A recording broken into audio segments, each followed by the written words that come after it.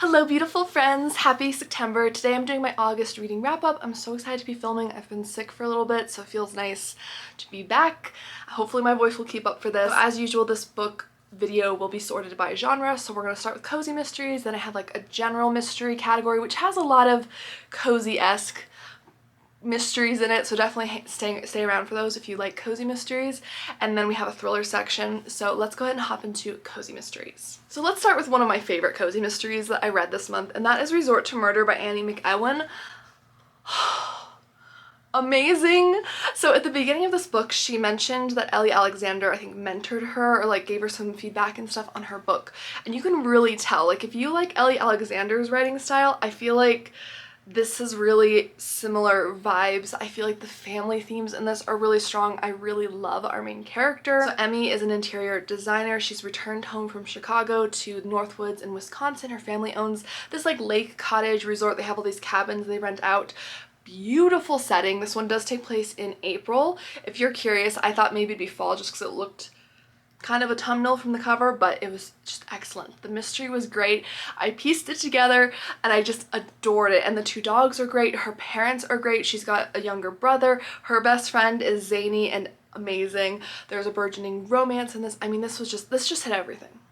It really did. Like, this is absolutely a 5-star read for me. I cannot think of anything I would change about it. I know there is one more book out in this series, so I really want to get my hands on that now. And yeah, this was absolutely adorable. I mean, just look at this cover. It almost looks like a tapestry, like on the edges here. I just love it. So this was absolutely a knockout cozy read. I would strongly recommend checking it out. Another very strong read for me this month that I read for a bingo cozy TBR vlog. I'm doing a Scooby-Doo bingo series on my channel now, and that is Mango, Mambo, and Murder, a Caribbean kitchen mystery by Raquel V. Reyes. This has been on my physical TBR for a while. My bingo game is designed to help me really hone in on my physical TBR especially, and this was great. I'm gonna say like a strong 4 stars or so. The mother-in-law absolutely drives me crazy.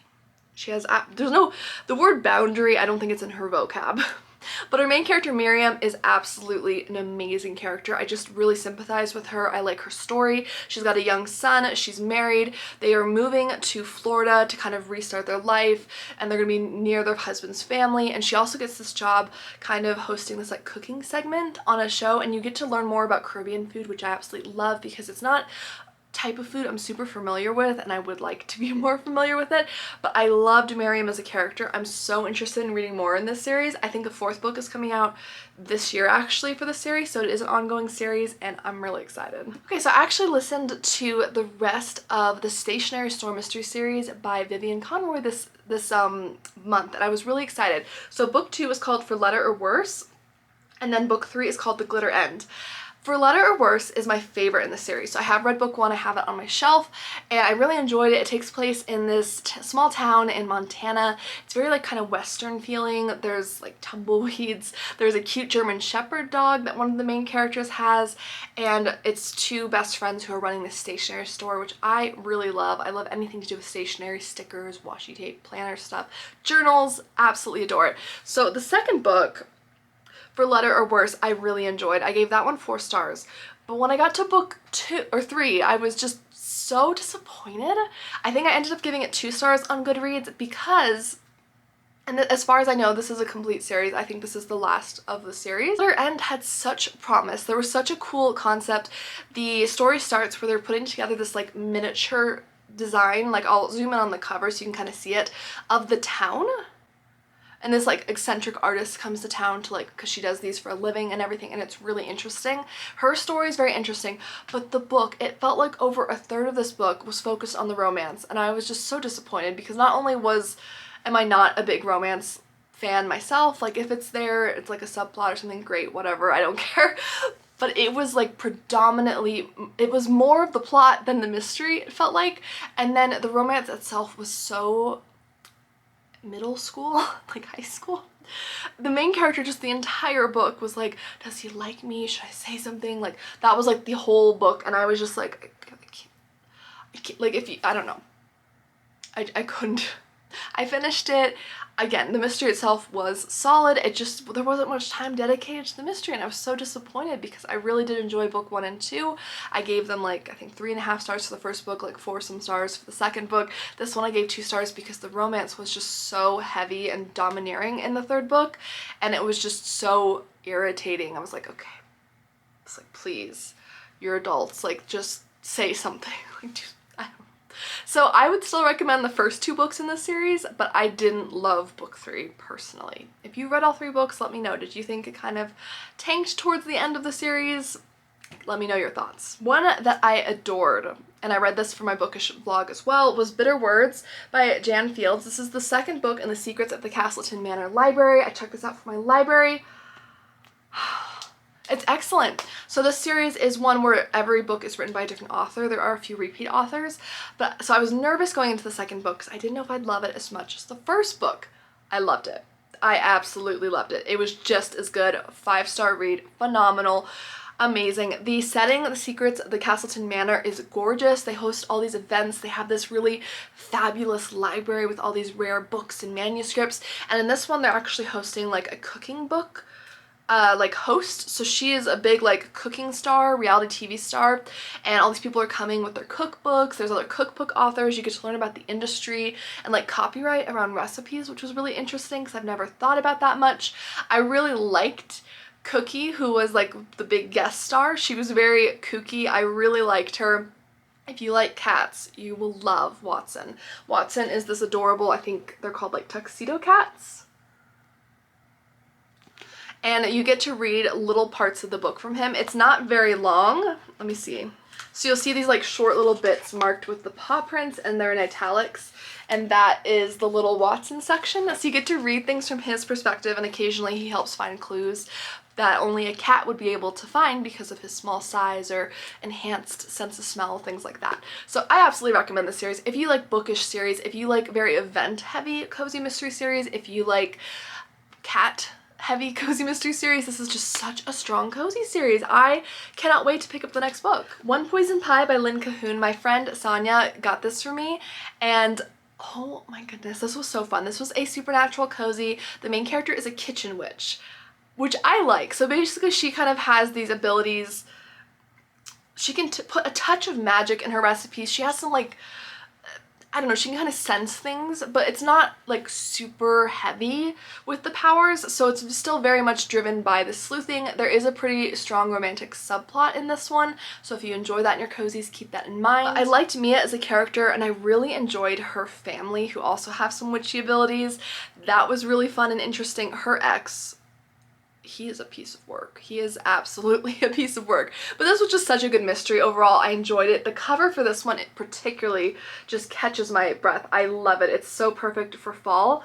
And she's basically running this company called Mia's Morsels. It's a catering business, so she gets into all these different hijinks throughout the series as she caters different events. So I am so excited to read more of this. Thank you again, Sonia, for this. I'm just, oh, it was a really good one, like a solid 4 stars for me.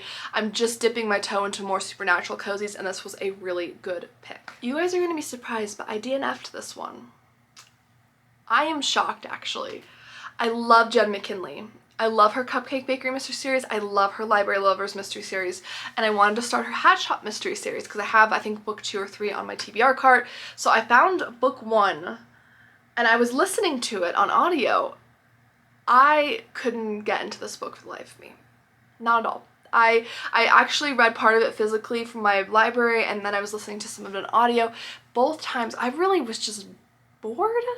Our main character, basically, her name is Scarlett. She's from America. She's flying out to London, where her cousin Vivian runs this hat shop that I think was their grandmother's hat shop, and they both own like equal shares in the shop. So she's flying out there because she's had some big things kind of explode in her life. She needs a break. When she arrives, her cousin is missing. I feel like I got 100 pages into this and nothing happened, like about the disappearance of her cousin. It was just kind of like, well, Vivian's kind of crazy, like she probably just ran off, and I was just like, okay. I don't know. I was like, is there a murder in this? Is there an actual mystery? Like, I don't know, but it just was not getting started at all. And I wasn't really, Scarlett was fine as a character, but I just wasn't that interested. I don't know. Let me know if you guys have read different Jen McKinley series. Is this one, I don't know, does it get better? I just really couldn't get into the first book in the series. So I am shocked. This is the first time I have DNF'd Jenna McKinley. The next one is Naughty or Knife, and this is actually also by Jan Fields, and this is part of the Museum of Mysteries series. This is book 4, I want to say, in the series, so I did jump in. So I did kind of jump into this, and I read this for another Bingo TBR video. I'm having so much fun with those, guys. I'm loving the Bingo TBR. I'm glad you guys are too. But this one involves Scarlett. She's like the head of directors at this Museum of Archaeology. It's Christmas time. This had so many Christmassy vibes, Christmas shopping, Christmas events, Mr. and Mrs. Claus, like everything. So if you're looking for a Christmas cozy, this was great. And I jumped into this and didn't have any problems following along. So I think you could jump into this around Christmas if you wanted to. But our main character, again, she's Scarlett. There's a really interesting security officer in the museum who I really liked, but nothing prepares her when something happens during one of their Christmas events. There's an FBI agent who she has kind of a little bit of a flirtation going on, and he kind of is there to help and solve cases. The security guard helps her out. This was just interesting. I really liked it. I don't like it as much as the Castleton Manor one that Jan Fields wrote, but I definitely gave this like 4 stars. It was a strong read. It was interesting. I want to go back and read the first books in the series and see how she kind of established herself, but this was fun. I really enjoyed this. I also read 2 of the Seaside Cafe mystery series by Bree Baker. So I read Tide and Punishment, which is a Christmas one, and A Call for Kelp. So those are book 3 and 4 in the series. Loved them. Absolutely. I just love the series. Our main character is Everly Swan, and she works as an iced tea shop owner. So she makes iced tea on the beach, and then she has this shop. They sell some pastries and things like that. And oh boy, was this just so good. I mean, one of them involved gnomes as the murder weapon. It was very kooky. Her aunts, Aunt Fran and Aunt Clara, have my heart. They are both such distinct, amazing characters. They're always involved in some interesting hijinks. Sometimes they're one of the suspects. Sometimes they're involved in some interesting like campaign or something. I just love this. This is just such a good cozy mystery. If you're new to cozy mysteries or you're just looking for like a really solid one, I feel like you can't go wrong with the Seaside Cafe mystery series. My only critique of this series is that it seems like every book the main character constantly criticizes her like weight or her fitness levels. And I know we all have insecurities, and I'm not against characters expressing those, but it's quite consistent in this series. Like, it just seems kind of over the top to me personally, but otherwise I absolutely adore this series and would really recommend it. I'm so excited for this one. The Body in the Bookstore by Ellie Alexander. I mean, it's 5 stars. I mean, it's Ellie Alexander, you know? And it's a bookish one. It's a secret bookcase mystery. So this is the cover. Gorgeous. So our main character is Annie Murray. She is a bookseller. She's got a kind of an interesting past story, which I think really elevates this cozy, gives it a little bit more depth. Her storyline is that she was a criminology student, and her best friend and her were in the program together. Something happened to her best friend, and this has really shaped her life's path, something she really thinks about a lot to this day. And she's in Redwood Grove, and the bookstore she's at is really struggling, so she decides to pitch to the bookseller like owner and the rest of the town, do you want to do this like murder mystery like festival with like authors and everything, kind of like the Ashland Mystery Festival, honestly, which I'm so excited for. And she pitches it to them. They agree. It's a big hit. Someone ends up murdered, of course, and she gets involved in solving the case, and her old criminology professor, who she really liked working with, is also there, which I thought was a nice touch. I loved her co-worker. His name is Fletcher. He is like a Sherlockian home, like he loves Sherlock Holmes to the utmost. He is so into it, and I love it. There's also a cat in this named Professor Plum. That's all I need to tell you. I mean, come on, what else do we need? That's amazing. So yeah, I'm so excited. I do own book 2, and I know book 3 is coming out very soon. I got it on NetGalley. I really want to read these both this month, hopefully. Then we have For Whom the Book Tolls by Laura Gale Black. This was the last one I read for the Ultimate Bookish Cozy Mystery Vlog. I checked this out from my library. It was good. It was decent. It wasn't a favorite. So our main character in this is Jenna Quinn, and I do like her backstory. She's got a past where she was actually unfairly locked up in jail for a little bit and accused of a crime, even though she was cleared. So she ends up moving out to see her uncle, who owns this antique shop, except when she arrives, she finds him dead, like he's at the bottom of the stairs. The police immediately suspect her because of her criminal past and the fact that, you know, she was the only one there, she doesn't have an alibi, and she's also inheriting the antique shop, which she didn't expect. So she's got to decide now, how is she going to solve her uncle's murder? Is she going to stay here and run the antique shop? Is she going to sell it? I really liked that. I also loved her really quirky next door neighbor. She was such a hoot. I loved her. I thought the ending for this was kind of predictable, and I felt like it could have used a little help with pacing at times, but overall I would definitely consider reading the next book in the series. It was still a fun read. I had a good time with it. I'm interested in reading the next book in the series. Okay, so we are going to head into just general mysteries. I have 3. I would say most of these could classify as cozy technically, but you know, if you are a cozy mystery reader, you'd probably enjoy some of these. So I have Murder on the Cliffs by Joanna Chalice. This is the first in the Daphne du Maurier mystery series. This is historical fiction mystery, which is why I put it in the mystery category, but it's pretty darn cozy. It takes place in a small setting. The main character is a reimagined young Daphne du Maurier before she's a published author. So we have an amateur sleuth, and in this one, she stumbles across the body of a beautiful young woman who is drowned, like on the beach. But was it a drowning? Apparently not. There's this creepy estate. It's a very gothic feeling mystery, so it really captures the vibe of Daphne du Maurier's work. I've read the other 2 books in the series from my library and I loved them. I didn't like this one. I DNF'd it about 100 some pages in. I just couldn't get into this, and it felt like it was just dragging. I felt like we could have chopped out a bunch.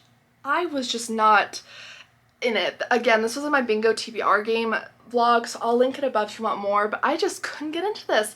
I would still recommend the other 2 books in the series. I really did enjoy those, but this one I couldn't get into it. I tried so hard, but I was just so bored, and I also felt like the main character kept ignoring the biggest red flags ever.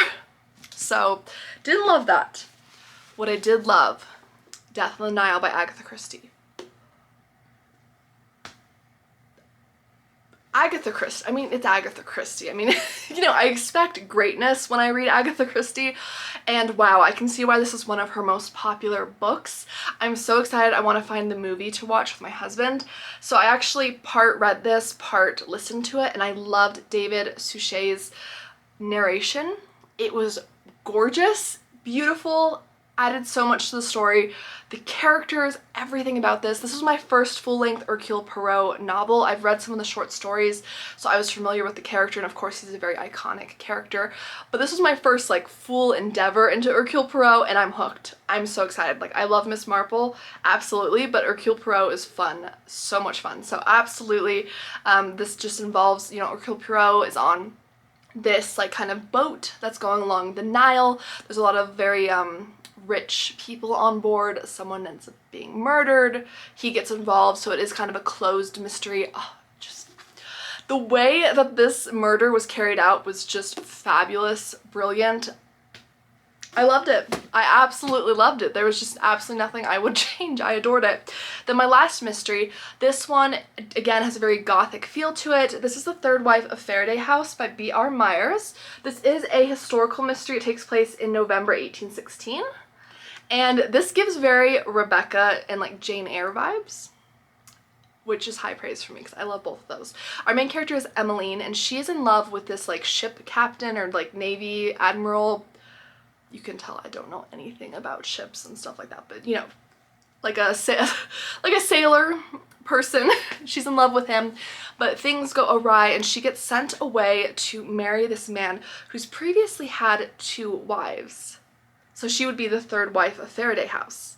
However, when she arrives, she discovers his second wife is still alive. Now she's dying, but she's still alive, which is just a little odd. I mean, you know, I know like you could argue for practicality's sake or something, but that's weird. I don't know, like it's weird. So this was just such a creepy book. The setting of Faraday House, it's on the cliffs, there's the water, it's very gothic and creepy. There's kind of creepy like different employees in the house.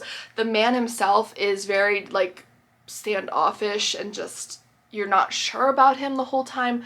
The mystery for this was great, and I loved the ending so much. So I'm gonna leave it at that. I absolutely recommend B.R. Myers, and her work, I've read both this and then A Dreadful Splendor I read last year, and that was one of my favorite books I read last year, and this also will probably make my top books this year. It was such a good mystery.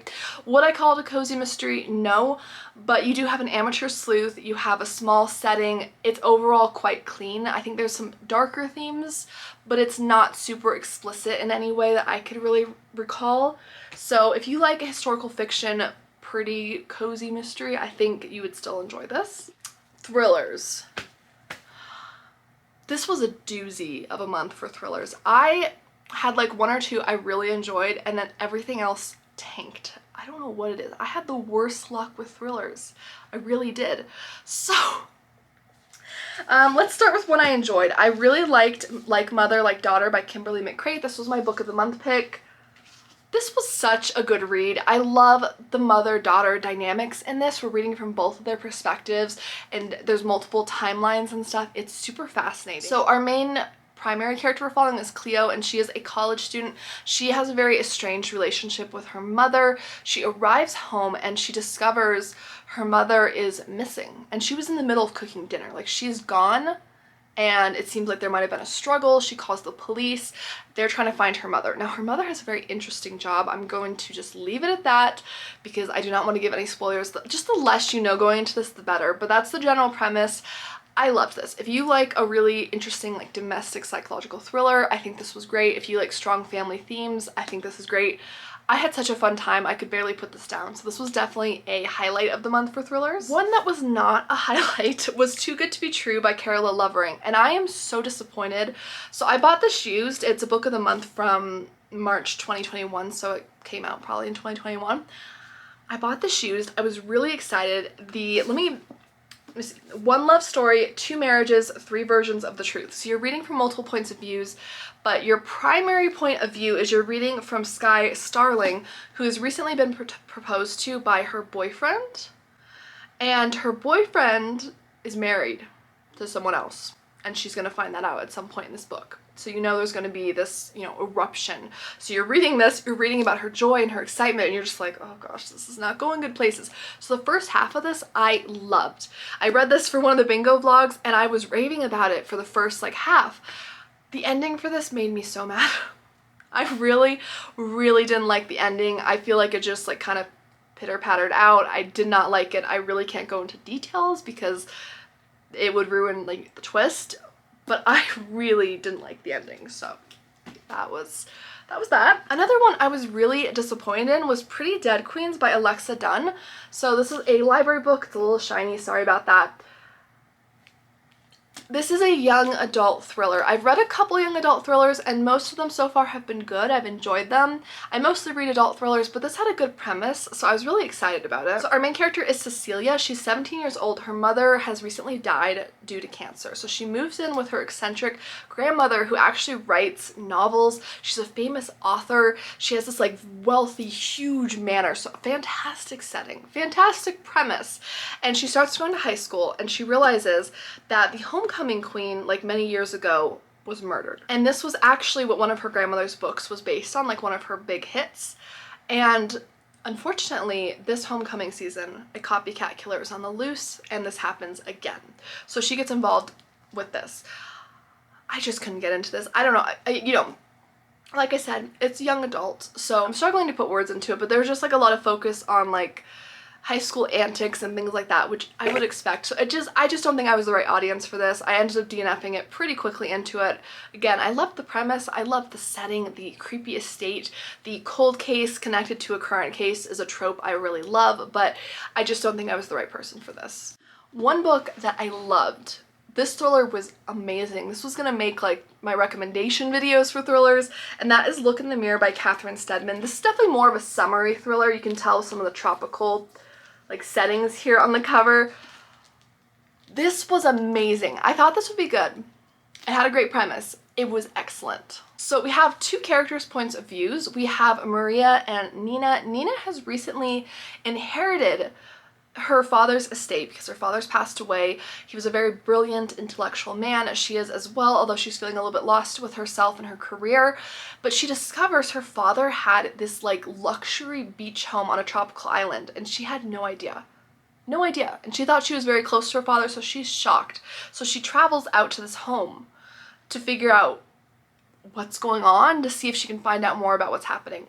Then we're reading Maria's point of view, and she's an ambitious medical student who nannies for like the super ultra wealthy. So she watches their kids for really good rates. She like for vacations and stuff. And so she arrives at this home and she is instructed that she is able to go anywhere, she can eat whatever she wants, use the pool, etc. But there's one room she cannot go down into. And of course, she's curious, especially when no one arrives and she's there with all this time on her hands. And you get to find out, where does this room go? This was like just claustrophobic. I was just freaking out at different points. This was such an engaging read. I actually read part of this while I was waiting for a haircut. And when they called my name to go, you know, because it was my time to get my haircut, I was disappointed because I was so engaged with this. Oh, this is such like a crazy, wild ride. It's definitely a bit like out there, very fun though, and I just absolutely loved this. And I'm so excited because I read The Family Game by Catherine Steadman and I liked it, but I had some pretty big critiques of it too. And this just delivered across the board 5 stars. Then we have The Love of My Life by Rosie Walsh. Again, I read this for a bingo TBR, and this was the first book I started reading, and I seem to have a trend now where the first book I read for a bingo TBR ends up being like a DNF or a very low star. I read like the first 100 or so pages of this. We have our main character Emma, and we have her husband Leo and their daughter, and so she is a marine biologist. I loved reading about both of the spouses' careers because she's a marine biologist, he's an obituary writer. I have never thought about obituary writing in depth before, like, you know, about it being a career, and it was very interesting to learn the behind the scenes. Basically what happens is Emma becomes seriously ill and Leo, her husband, starts to write her obituary. Not in like a morbid way, like where he hopes she's gonna die, but just, it's like a way to kind of soothe him. But he discovers that everything she's told him over the years about herself is a lie. Of course is a problem. She has to tell him about the other love of her life. My critique of this was the setup was great, the characters were interesting, I loved the careers, but I had read like over 100 some pages into this and like nothing happened. I mean, the husband had some suspicions around her. We knew she was like sneaking off somewhere, and that felt like that was it. And I was kind of looking for something a little more thrilling, it was too slow of a slow burn for me. I just couldn't get into it.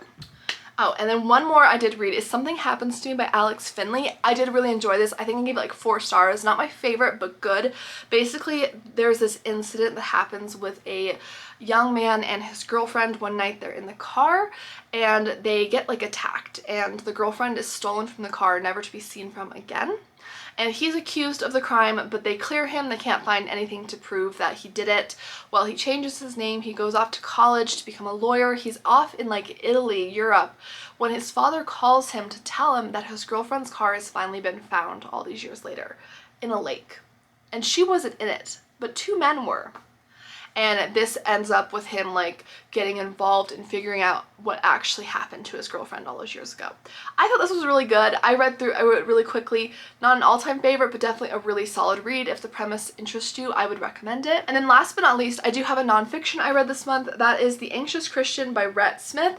And the premise is, can God use your anxiety for good? I'm a Christian. I've mentioned that a few times before.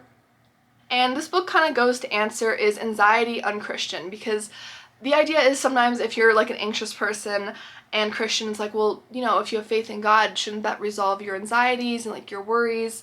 And, you know, yes, in theory, that would be good. But if you are someone who worries and you are a Christian, I think this is a really good book. It addresses a lot of those questions. It addresses how to kind of channel maybe some of your anxiety for the better.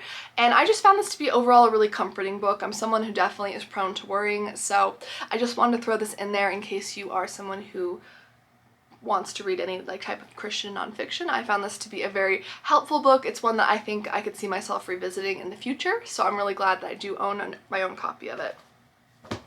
Alright guys, thank you so much for sticking through that with me. That was a lot of books, but overall a really good reading month. I mean, we had a good handful of DNFs unfortunately, but some really strong reads otherwise. Please let me know, what did you read in August? What was your favorite read? What would you recommend? Have you read any of the books that I mentioned? What were your thoughts on them? Even if they're different than mine, I love to hear different opinions and how people reacted to different books. That's what makes it fun. And don't forget to check out the Scooby-Doo readathon that my friends and I are doing this month. I will put the channel post with all the details down below in my comment that's pinned, so you can check it out. Anyone can join. It's really easy, really fun. You can read one book or 10, whatever you want to do. It's really fun, and I'll be doing a vlog for that later this month. So thank you guys so much for hanging out, and I'll see you guys in my next video. Bye!